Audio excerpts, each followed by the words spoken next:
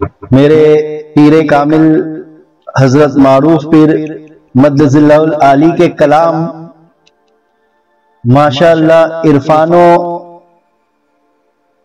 آگہی کا خزانہ ہے۔ یہ اشعار نہیں بلکہ جواہر ریزے ہیں جن میں تصوف اور معرفت کی غیر معمولی آب و تاب ہے، خیالات و جذبات کی بلندی اور پاکیزگی صاف طور پر عیاں ہیں۔ آج یہ خاکسار انہی کے ایک کلام کی تشریح لے کر آپ کی خدمت میں حاضر ہے، جس کا عنوان میں توحید ہے۔ میں توحید کلام کچھ اس طرح سے ہے۔ آپ لکھتے ہیں کہ اللہ کہنا چھوڑ دے جب خودی کو پائے گا۔ اللہ کہنا چھوڑ دے جب خودی کو پائے گا، جب خودی مل جائے گی تو خود خدا ہو جائے گا۔ جب خودی مل جائے گی تو خود خدا ہو جائے گا۔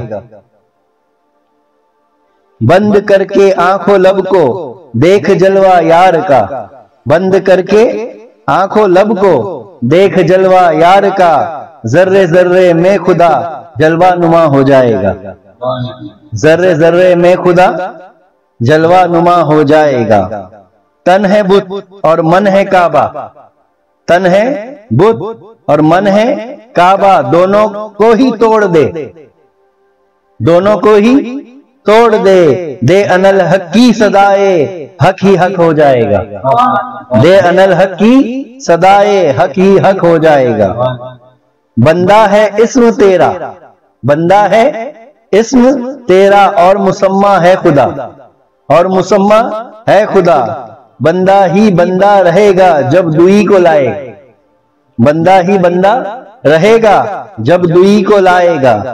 ذرے ذرے میں انالحق کی صدائے گونجتی، ذرے ذرے میں انالحق کی صدائے گونجتی، چشم باطن سے جو دیکھے خود پتہ چل جائے گا۔ چشم باطن سے جو دیکھے خود پتہ چل جائے گا۔ بندے کی تصویر بن کر، بندے کی تصویر بن کر کون تجھ میں بولتا ہے، بات سن لے دل کی نادا ورنہ ٹھوکر کھائے گا۔ بات سن لے دل کی نادا ورنہ ٹھوکریں کھائے گا۔ ایک دن سرکار نے حضرت عمر سے یوں کہا، ایک دن سرکار نے حضرت عمر سے یوں کہا، ہے خدا ہمراہ جن کے وہ کیوں بھلا چلائے گا۔ ہے خدا ہمراہ جن کے وہ کیوں بھلا چلائے گا۔ ذکر کلمے کا بتا کر خود ہی مذکور ہو گیا، ذکر کلمے کا بتا کر خود ہی مذکور ہو گیا۔ پیر فہمی ہی دم میں ہے، پیر فہمی ہی دم میں ہے، باہر خدا کہلائے گا۔ لا کے پردے میں رکھا ہے ذات ہستی دیکھ لے، لا کے پردے میں رکھا ہے ذات ہستی دیکھ لے، خود کا ہی دیدار معروف پردہ جب اٹھ جائے گا۔ خود کا ہی دیدار معروف پردہ جب اٹھ جائے گا۔ تو اس کلام کے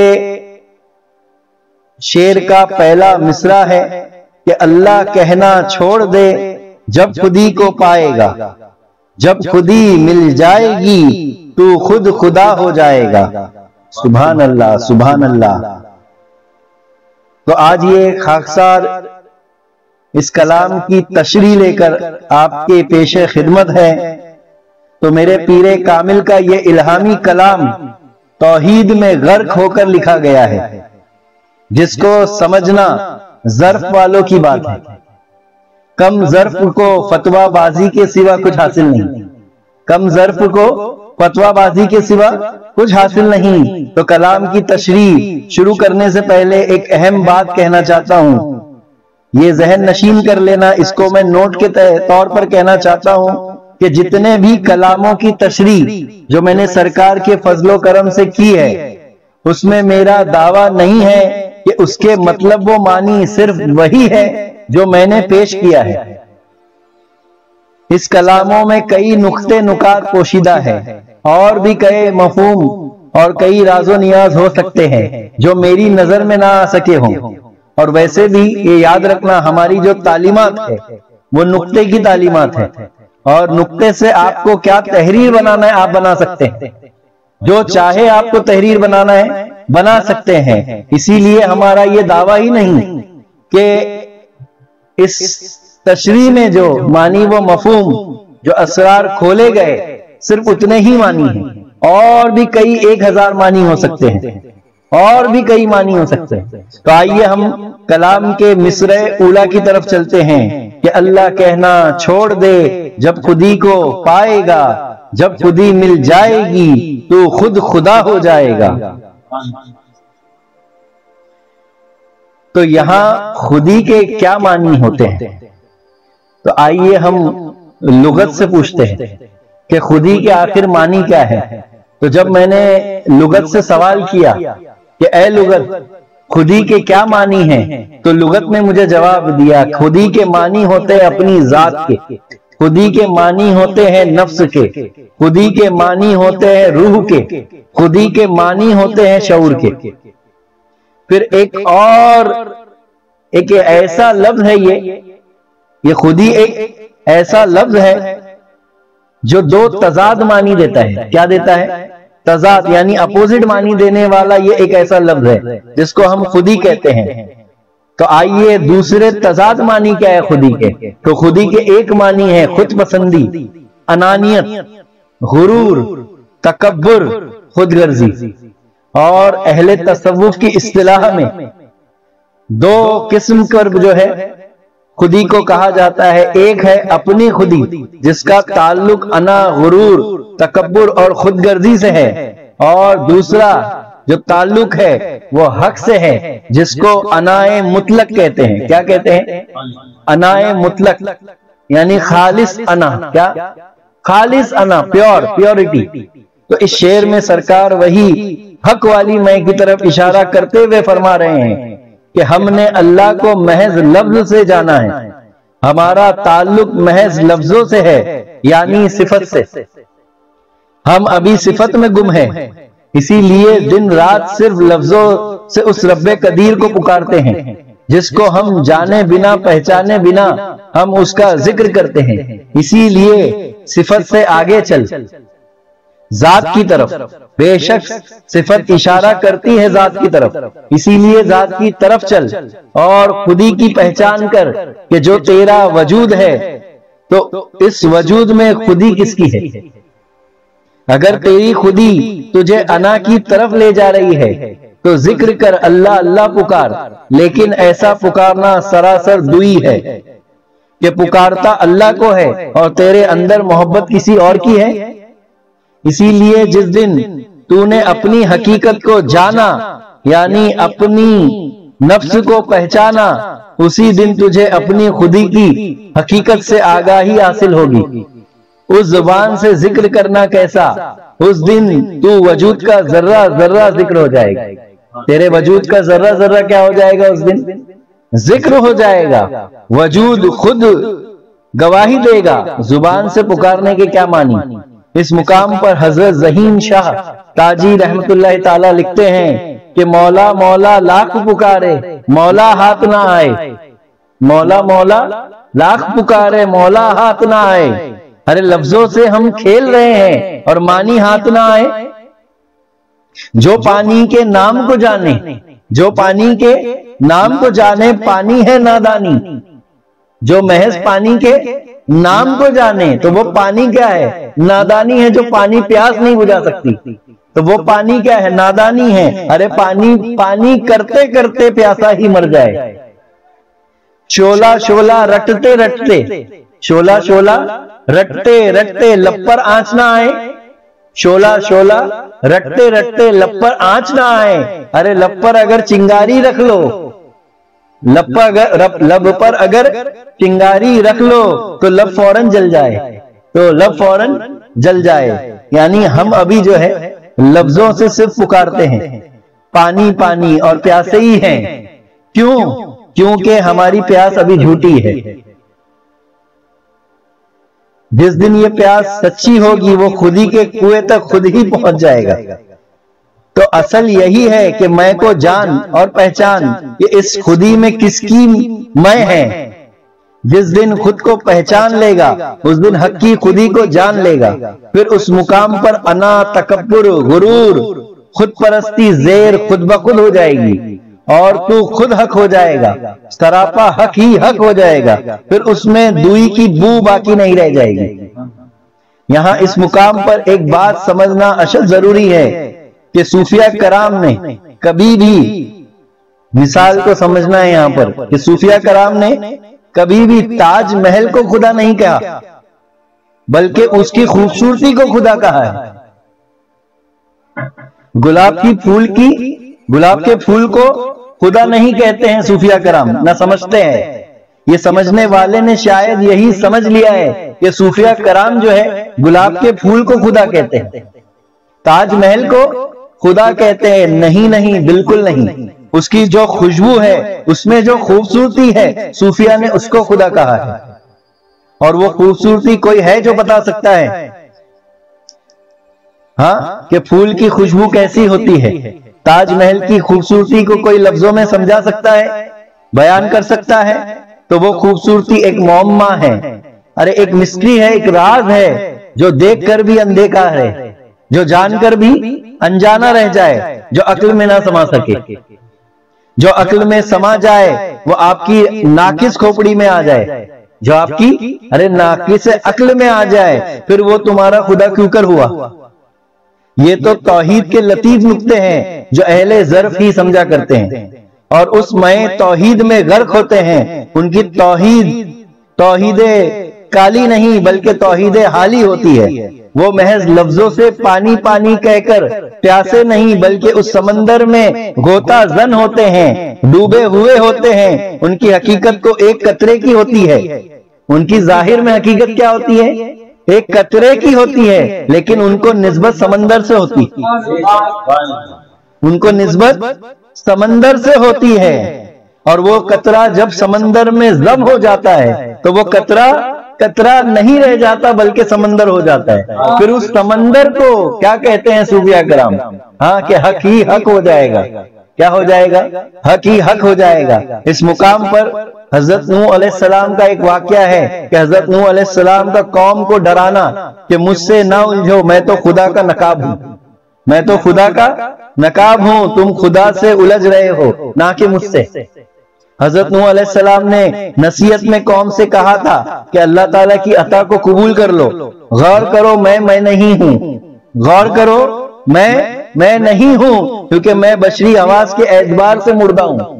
میں بشری، بہت ہی گہرا نقطہ ہے، میں بشری حواس کے اعتبار سے مردہ ہوں اور اللہ میرا کان اور احساس اور بینائی بن گیا ہے۔ تو میں بشری لحاظ، اعتبار کے لحاظ سے کیا ہوں؟ مردہ ہوں، اور اللہ میرا کان اور احساس اور میری بینائی بن گیا ہے۔ چونکہ میں نہیں ہوں تو یہ کلام اس کی جانب سے ہے، اس کے مقابلے میں جو بات کرے گا وہ کافر ہوگا، اس کے مقابلے میں جو بات کرے گا وہ کافر ہوگا۔ تو یہاں پر بس سمجھنا ہے کہ لطیف نقطہ جو ہے بیان کیا جا رہا ہے اس شعر کے اندر۔ کلام کا دوسرا مصرع ہے، بند کر کے آنکھ و لب کو دیکھ جلوہ یار کا، ذرے ذرے میں خدا جلوہ نما ہو جائے گا۔ سبحان اللہ۔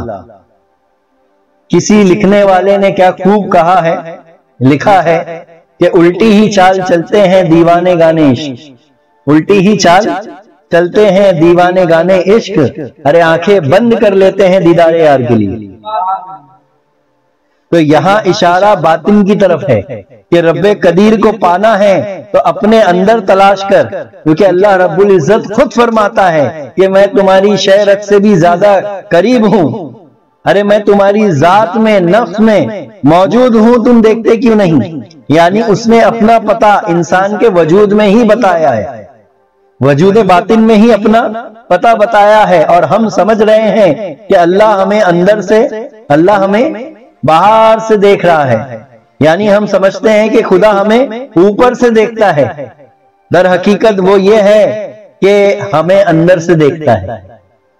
اسی لیے پیر کامل بھی مرید کو جب ذکر روحی عطا کرتا ہے تو تاکیداً فرماتا ہے کہ ذکر روحی کرتے وقت آپ کی آنکھیں بند ہونا شرط ہے تاکہ تو اپنے اندر نظر کر سکے۔ اس مقام پر میرے پیر کامل ایک قول فرماتے ہیں، تصوف کے تعلق سے ایک قول فرماتے ہیں کہ خود کی طرف آنکھیں کھول لینا کیا ہے، تو یہ تصوف ہے۔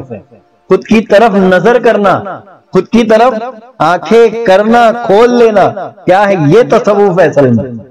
کیونکہ جس دن تمہیں خدا اندر نظر آئے گا اس دن تمہیں خدا باہر بھی نظر آئے گا۔ جب وہ اندر نظر نہیں آتا تو اس کے جلوے باہر نظر نہیں آئیں گے، اور جب وہ خود میں جلوہ گر ہوگا تو اس کائنات کے ذرے ذرے میں بھی رونما ہوگا۔ جو اندر ہوتا ہے ہمیں باہر بھی وہی نظر آتا ہے۔ جیسے مثال کے طور پر اگر آپ کے برتن میں زہر ہے تو باہر بھی جو ہے زہر ہی نکل کر آئے گا۔ اگر آپ کے برتن میں دودھ ہے تو باہر بھی کیا نکل کر آئے گا، تو دودھ ہی نکل کر آئے گا۔ یعنی آپ جیسے اندر سے ہوں گے ویسا ہی تمہیں باہر بھی نظر آئے گا۔ اور حقیقت بھی یہی ہے کہ ہر چیز اللہ کے نور سے روشن ہوئی ہے، ہر چیز میں ذرے ذرے میں اللہ ہی کا نور موجود ہے، اور ہم بھی اس نور سے دیکھتے ہیں، اور وہ نور کوئی اور نہیں، وہ نور محمدی صلی اللہ علیہ وسلم ہے، جس کو فرشتوں نے سجدہ کیا، جس کو فرشتوں نے سجدہ کیا۔ کیوں؟ کیونکہ وہ سجدہ نور والا، نور کو تھا، راز کیا مارو، وہ سجدہ نور والا، وہ سجدہ نور والا، ارے نور کو تھا، ارے راز کیا مارو۔ کسی ایک فکر میں نوما بڑے آرام سے نکلے، تو بس اسی نور کی پہچان اپنے اندر کرنا ہوگا، تب ہی اس کے جلوے ذرے ذرے میں نظر آئیں گے۔ پیر سے وہ آنکھ مانگ لینا جس سے اس کا جلوہ ذرے ذرے میں نظر آ سکے، ورنہ جو اس دنیا کا اندھا ہوگا، جو اس دنیا کا اندھا ہوگا وہ آخرت کا بھی اندھا ہوگا۔ کلام کا تیسرا مصرع ہے، تن ہے بت اور من ہے کعبہ، دونوں کو ہی توڑ دے، دے انل حق کی صدائے، حق ہی حق ہو جائے گا۔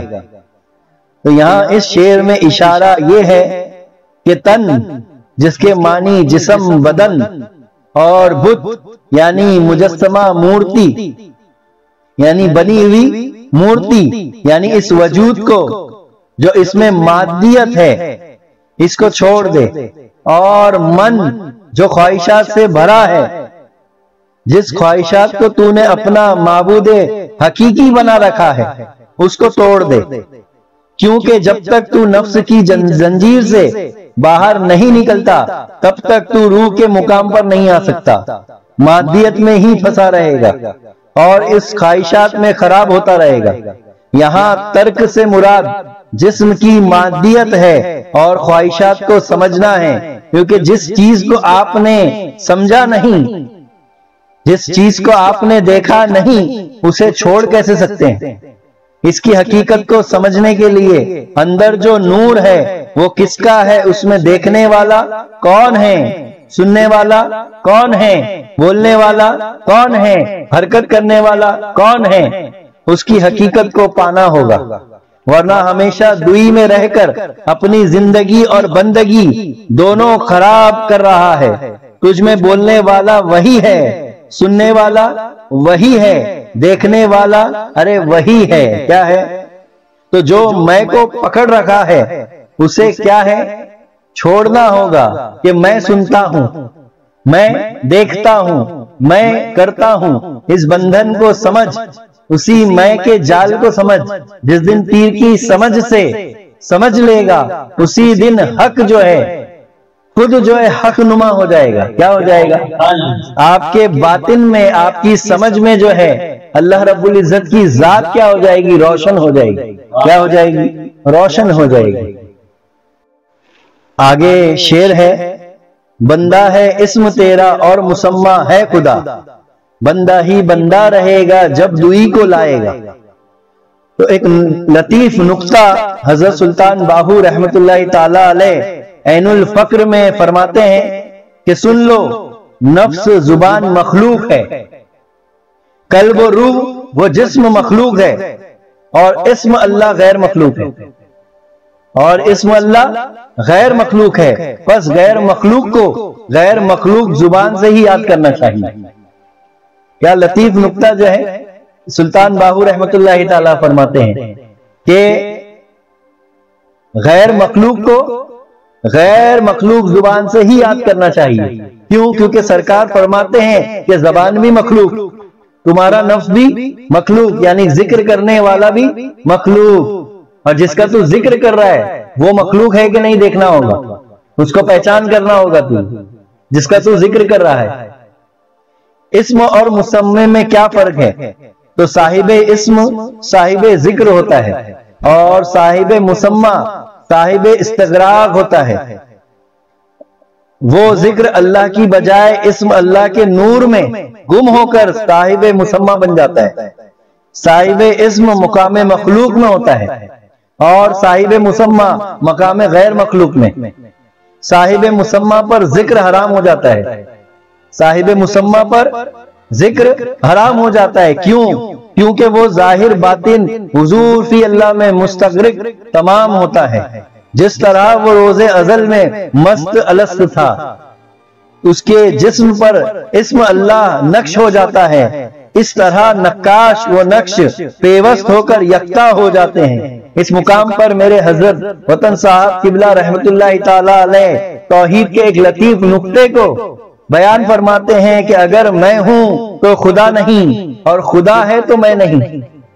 ارے اس قدر ہے تنگ رائے الفت کہ اس میں دو کی جگہ نہیں، یعنی توحید کے معنی کو یہاں سے سمجھنا ہے کہ ظاہر اور باطن کا ایک ہو جانا، قطرہ اور دریا کا ایک ہو جانا، ذاکر اور مذکور کا ایک ہو جانا، اندر اور باہر ایک ہو جانا، نفس دل روح کا ایک ہو جانا اب اصل میں توحید ہے۔ اپنے ذات فانی کو اس ذات حق میں فنا کر دینا اصل توحید ہے۔ کیا ہے؟ اصل توحید ہے، ورنہ سب دوئی ہے، ورنہ سب دوئی ہے، اور جہاں دوئی ہے وہاں فنا ہے، اور جہاں توحید ہے وہاں بقا ہے۔ کیونکہ رب قدیر خود فرماتا ہے کہ تمام چیزیں کیا ہو جائے گی؟ فنا ہو جائے گی، اور باقی رہے گی تو کیا رہے گی؟ تو میری ذات باقی رہے گی۔ تو اس ذات حق میں فنا ہو جانا اصل ہے، اور اس کا راستہ کیا ہے؟ تو اس کا راستہ فنا فی الرسول ہے۔ اور فنا فی الرسول کا راستہ کیا ہے؟ فنا فی الرسول کا راستہ کیا ہے؟ تو اس کا راستہ ہے فنا فی الشیخ۔ تو جو فنا فی الشیخ ہے وہی فنا فی اللہ ہے، جو فنا فی الشیخ ہے وہی فنا فی اللہ ہے، اور وہی بقا باللہ ہے۔ اس مقام پر میرے پیرا دل بیجاپوری رحمت اللہ تعالی علیہ کیا لکھتے ہیں کہ جو بھی فنا فی الشیخ سے فنا فی اللہ ہوتا ہے، جو بھی فنا فی الشیخ سے فنا فی اللہ ہوتا ہے، ارے اس کے ہاتھ میں دست قدرت کی قدرت ہوتی جاتی ہے، اس کے ہاتھ میں دست قدرت کی قدرت ہو جاتی ہے، قدرت کی قدرت ہو جاتی ہے، قدرت نہیں، قدرت کی قدرت ہو جاتی ہے۔ تو یہاں سے دوئی اور توحید کے اصل نکات پر آشکارا ہوئے، ورنہ ہم نے دوئی کو اب تک سمجھا ہی نہیں، ہم ظاہر میں ہی پھنسے ہوئے ہیں۔ اس مقام پر کسی بزرگ نے کیا فرمایا؟ اسم پہ کانے ہونا، اسم پہ کانے ہونے والا اور مسمہ ہونے والا، اسم پہ کانے ہونے والا اور مسمہ ہونے والا، کام نہ کرنے والا مورخ، کام نہ کرنے والا مورخ نام سے جی بہلائے، کام نہ کرنے والا مورخ، ارے نام سے جی بہلائے۔ تو اگر آپ کو نام سے جی بہلانا ہے تو بہلاتے رہو، اللہ اللہ پکارنا ہے تو پکارتے رہو، اس کو توحید سمجھنا ہے تو سمجھتے رہو۔ آگے مصرع ہے، ذرے ذرے میں انالحق کی صدائیں گونجتی، چشم باطن سے جو دیکھے خود پتہ چل جائے گا۔ تو رب قدیر سورہ بنی اسرائیل آیت نمبر 44 میں فرماتا ہے کہ ساتوں آسمان اور زمین اور وہ سارے موجودات جو ان میں ہیں اللہ کی تسبیح کرتے رہتے ہیں، اور جملہ کائنات میں جو بھی چیز ایسی نہیں جو اس کی حمد کے ساتھ ذکر نہ کرتی ہو، لیکن تم ان کی تسبیح کی کیفیت کو سمجھ نہیں سکتے، تم اس کی تسبیح کی کیفیت کو سمجھ نہیں سکتے کہ وہ کس طرح سے جو ہے اللہ کی تسبیح بیان کرتے ہیں، اللہ کا ذکر کرتے ہیں۔ کون؟ ہر ذی جا، کیا فرما رہا ہے اللہ تعالیٰ؟ ہر ذی جا کیا کرتا ہے؟ تسبیح بیان کرتا ہے۔ سورہ بنی اسرائیل آیت نمبر 44۔ تو رب قدیر خود فرما رہا ہے کہ اس کائنات کا ذرہ ذرہ اسی کا ذکر بلند کر رہا ہے، اسی کے آلاپ لاپ رہا ہے، اسی کی حمد میں مست ہے، یعنی ذرہ ذرہ انالحق کی صدائیں بلند کر رہا ہے، سوائے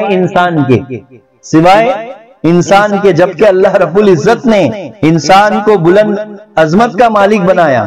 تو جو اللہ کے سچے بندے ہیں، مخلص بندے ہیں، وہ دن رات اللہ کے ذکر میں گم ہیں۔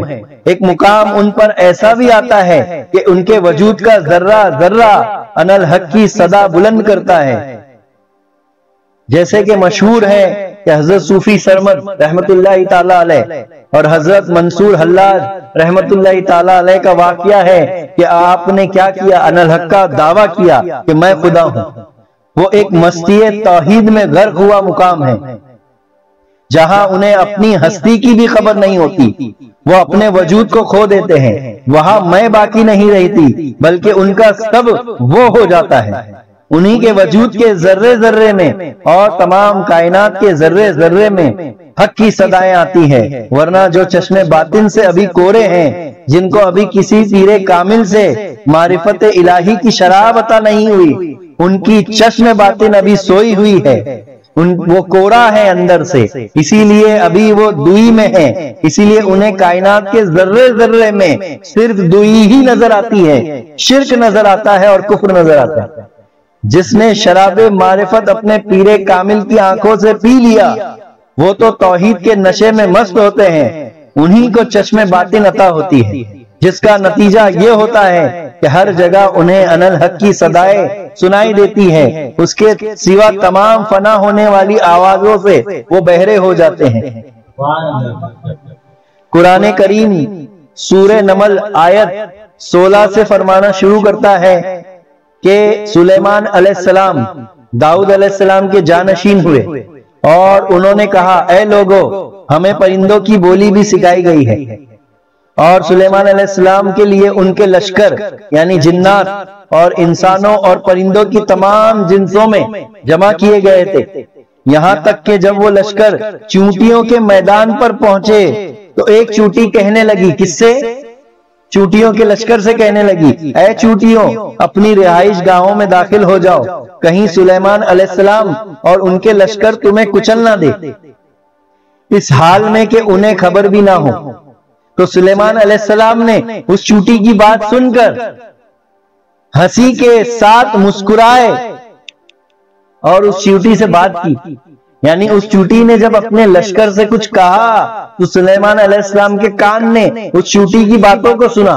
یہ کون کہہ رہا ہے؟ سورہ نمل میں اللہ رب العزت فرما رہا ہے۔ تو اللہ نے ایک خاص لطیفہ حضرت سلیمان علیہ السلام کو عطا فرمایا تھا۔ ایسے کئی لطیفے ہمارے اندر رب کائنات نے رکھا ہے، لیکن ابھی ہم اس سے غافل ہیں۔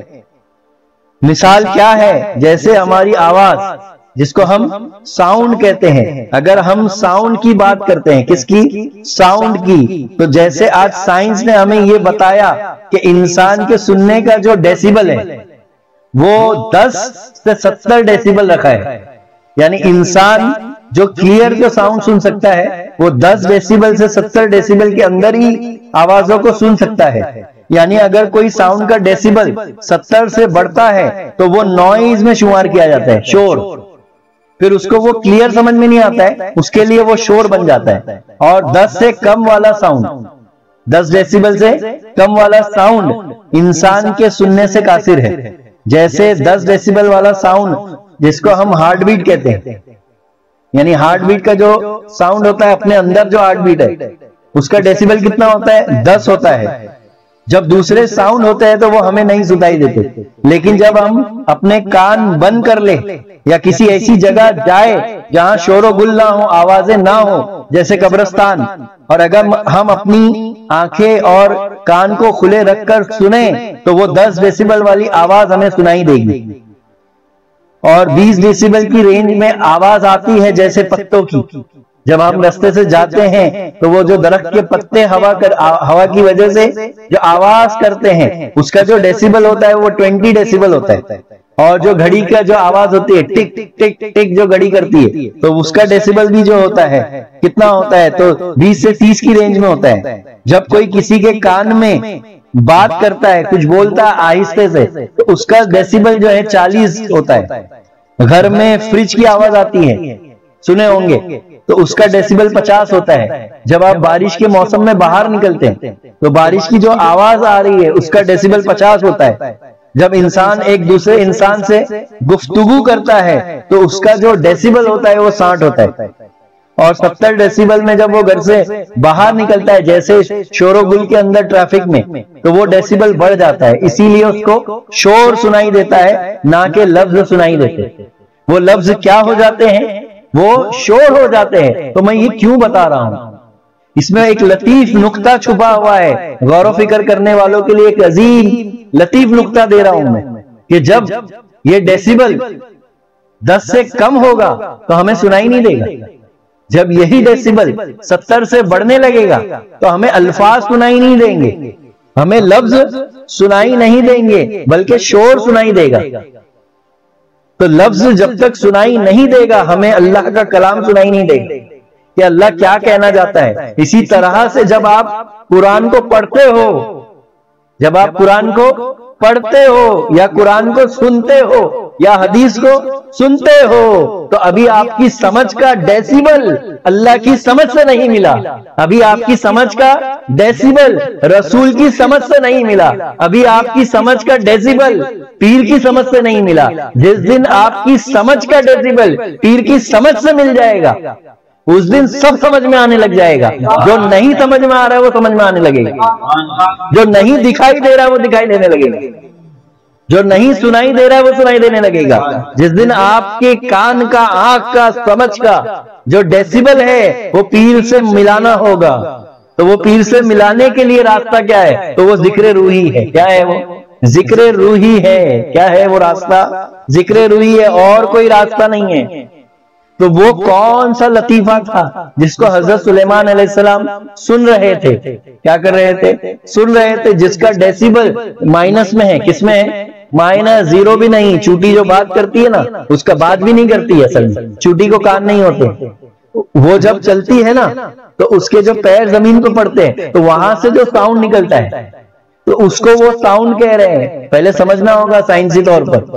حضرت سلیمان علیہ السلام کو اللہ نے باطن میں وہ لطیفہ بیدار کر دیا کہ حضرت سلیمان علیہ السلام کو وہ بات بھی سمجھ میں آ گئی کہ وہ کیا کہہ رہی تھی، اپنے لشکر سے کیا کہہ رہی تھی. تو وہ کون سا لطیفہ تھا، وہ کون سا مقام تھا سلیمان علیہ السلام کا جو سن رہے تھے جن کے کان. یعنی انسان میں بھی کئی ایسے لطیفے ہیں جن کو بیدار کر لے تو جو سنائی نہیں دیتا وہ سنائی دینے لگے گا، جو دکھائی نہیں دیتا وہ دکھائی دینے لگے گا. ایسے کئی ایسے لطیفے ہیں جس کو ہم انگلش میں سینسر کہتے ہیں. کیا کہتے ہیں؟ سینسر کہتے ہیں. انسان کے وجود میں ہے، بس جن کو اللہ اپنا قرب عطا کرنا چاہتا ہے اس پر چشم باطن کھول دیتا ہے، اس پر چشم باطن کھول دیتا ہے. پھر وہ ذرے ذرے سے رب کی معرفت حاصل کر لیتے ہیں. سبحان اللہ. آگے مصرع ہے، بندے کی تصویر بن کر کون تجھ میں بولتا ہے، ارے بات سن لے دل کی نادا ورنہ ٹھوکر کھائے گا. تو ایک حدیث قدسی ہے جس میں میرے آقا و مولا فرماتے ہیں کہ اللہ فرماتا ہے کہ میں نے آدم کو اپنی صورت پر پیدا فرمایا. یعنی انسانی وجود کو سانچہ ملا، جو ڈھانچہ ملا وہ سانچہ وہ ڈھانچہ اصل میں اللہ کی ہی صورت ہے. اور اللہ کی صورت کو دیکھنا ہے تو رسول کی صورت کو دیکھنا ہوگا. ظاہر اور باطن دونوں میں دیکھنا ہوگا، کیونکہ ظاہر میں انسان محتاج ہے، بندہ ہے، لیکن باطن میں خدا جانے وہ کیا کیا ہے. سب اس کے رنگ ہے. اس میں بولنے والا کون، سننے والا کون، دیکھنے والا کون ہے، حرکت و برکت کرنے والا کون ہے. انسان چاہ کر بھی اپنی آپ سے جو ہے حرکت میں نہیں لا سکتا اپنے وجود کو. اس کے اندر کچھ تو ہے، کچھ تو ایسی چیز رکھی ہے، کچھ تو ایسا پاور ہے، کچھ تو ایسا کرنٹ ہے جو اس کو حرکت کرا رہا ہے. انسان کی ظاہری صورت تو بدلتی ہے، جیسے جیسے انسان کی عمر بڑی ہوتی ہے ویسے ویسے اس کی ظاہری صورت بدلتی ہے، لیکن ایک ایسی صورت بھی ہے جو کبھی نہیں بدلتی. بس اس صورت کی پہچان کر کہ وہ کون سی صورت ہے. یعنی انسان کے وجود میں ایک ایسی بھی صورت ہے جو کبھی نہیں بدلتی. ایک ظاہری صورت ہے جو بدل جاتی ہے، اور ایک باطنی صورت ہے جو کبھی نہیں بدلتی. اس صورت کی طرف چل.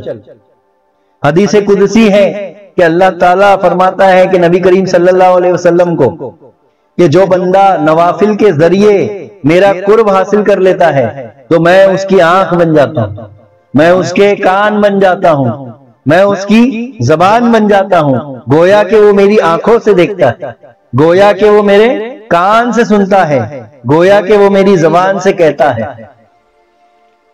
سمجھ میں آ رہی بات؟ تو تمام صورت اور تمام سیرت، اس کی تمام صفت ارے اسی کی تو ہے، اور تمام صفت اس ذات میں ضم ہے. تمام صفت اسی ذات میں ضم ہے، تمام صفت اسی ذات میں ضم ہے. اور وہ ذات اعلیٰ کا نام کیا ہے پتا ہے؟ اس ذات اعلیٰ کا نام آدم ہے. کیا ہے؟ ارے اس ذات اعلیٰ کا نام آدم ہے. کیا ہے؟ آدم ہے. اس مقام پر میرے پیر کامل کیا فرماتے ہیں؟ لباس محمد ہے باطن میں اللہ، لباس محمد ہے باطن میں اللہ، خدا بن کے جلوہ نما ہے محمد. ارے خدا بن کے جلوہ نما ہے محمد. آگے شعر ہے. ایک دن سرکار نے حضرت عمر سے یوں کہا، ہے خدا ہمراہ جن کے وہ کیوں بھلا چلائے گا.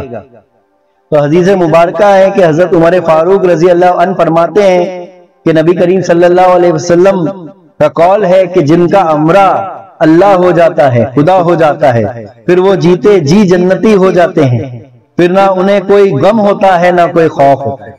سبحان اللہ. تو جن سے اللہ راضی ہو جاتا ہے تو پھر وہ اس کائنات کا بادشاہ ہو جاتا ہے، کیونکہ جن کا رب ہو جاتا ہے ان کا سب ہو جاتا ہے.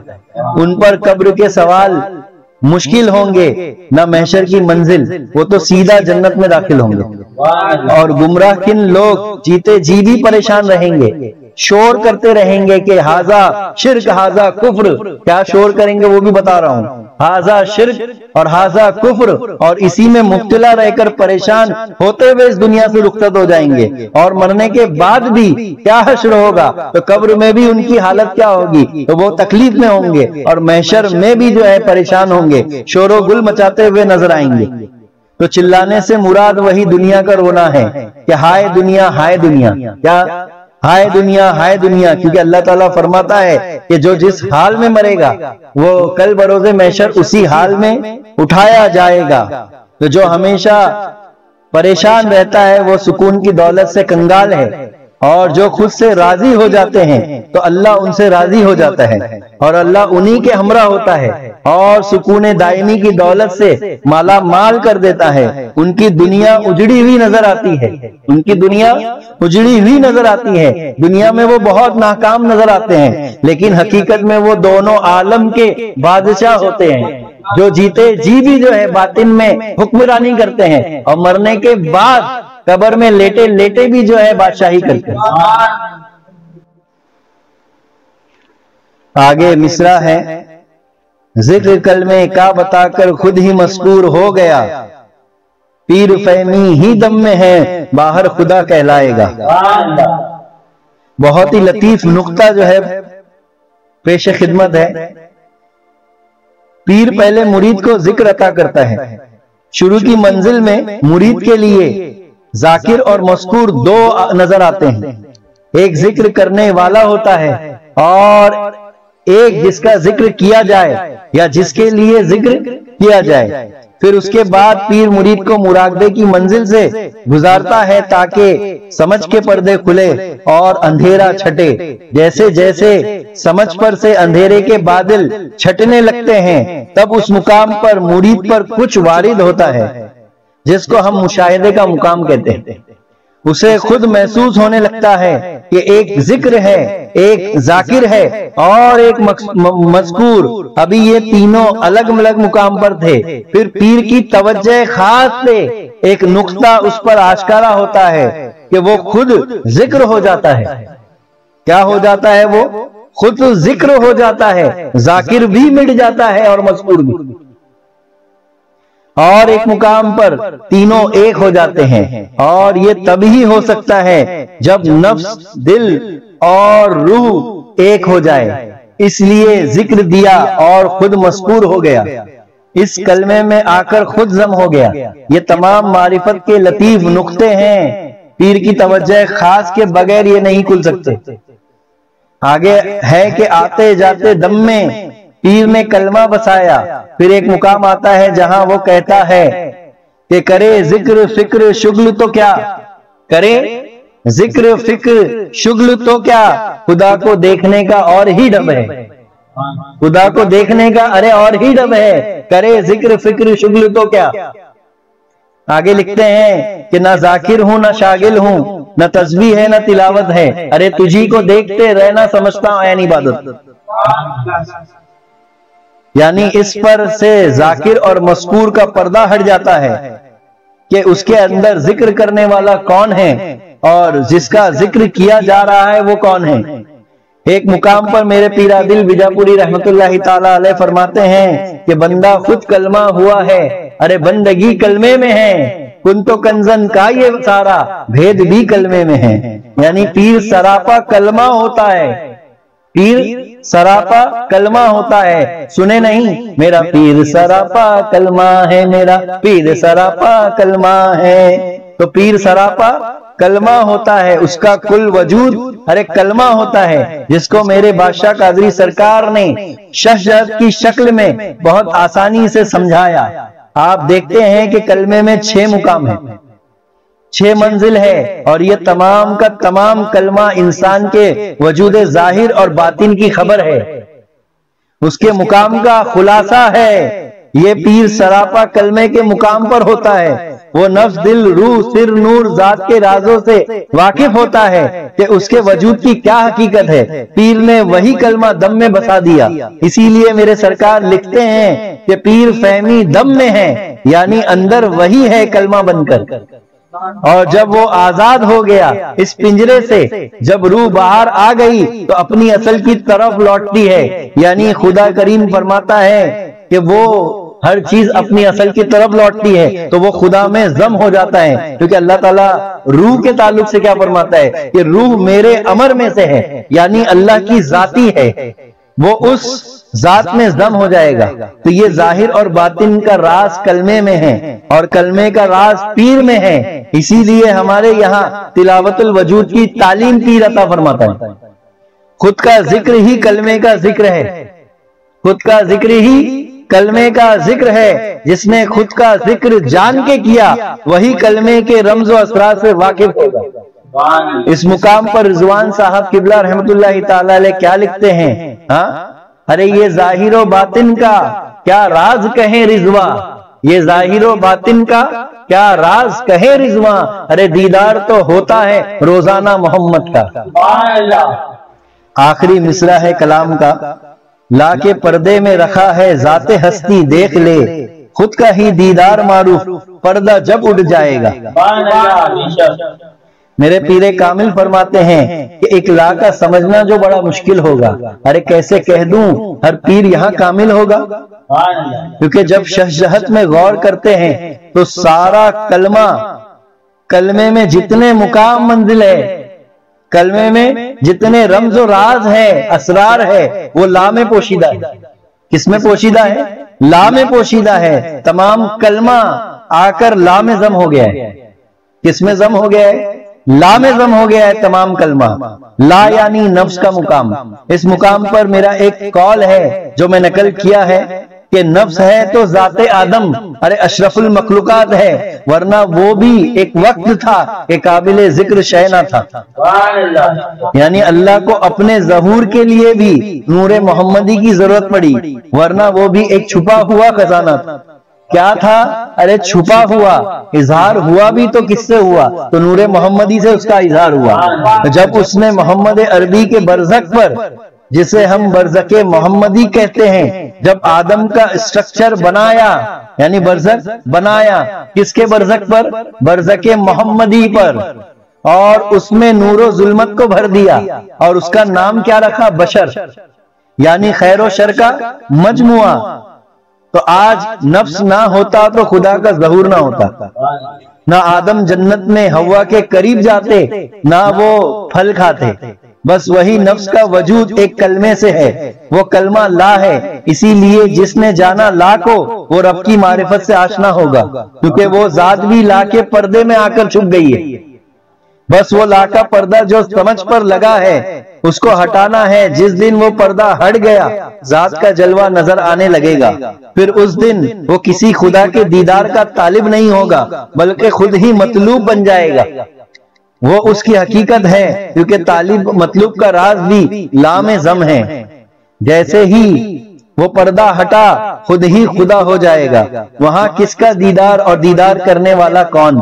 ارے سراپا دیدار ہوگا۔ اس مقام پر کہتے ہیں نا کہ اب مجھے ہی دیکھ لے تیرے دیکھنے والے۔ تو بس وہ پردہ لا ہے، بس وہ پردہ لا ہے جس کو ہٹانا ہے۔ ہٹانا بھی کہنا پڑتا ہے، ہٹا ہوا ہی ہے۔ ہاں، ہٹا ہوا ہی ہے، وہ تو ظاہر ہی ہے، بس سمجھ پر پردہ ہے۔ پردہ باہر نہیں، پردہ اندر ہے، وہ ہٹ جائے بس، ورنہ تو اس کا راز، وہ کلمے کا راز، وہ لا کا اسرار ایک ہی ذکر ہے، ایک ہی مراقبہ ہے۔ تو وہ جلوے ذرے ذرے میں موجود ہی ہے، وہ تو ہر گھڑی ہر آن سامنے ہی ہے۔ وہ چشم باطن کا راز، وہ کلمے کے اسرار، رمز، ایک ہی ذکر ہے، ایک ہی مراقبہ ہے۔ اس ذکر اور مراقبے کا نام ہے توجہ مرشد۔ کیا ہے؟ توجہ مرشد۔ اس لیے توجہ مرشد کے لیے صحبت کی اشد ضرورت ہے، ورنہ کتنا بھی ذکر کرے، منتھن کرے، چلا کرے، نہیں کھلے گا، نہیں کھلے گا، نہیں کھلے گا۔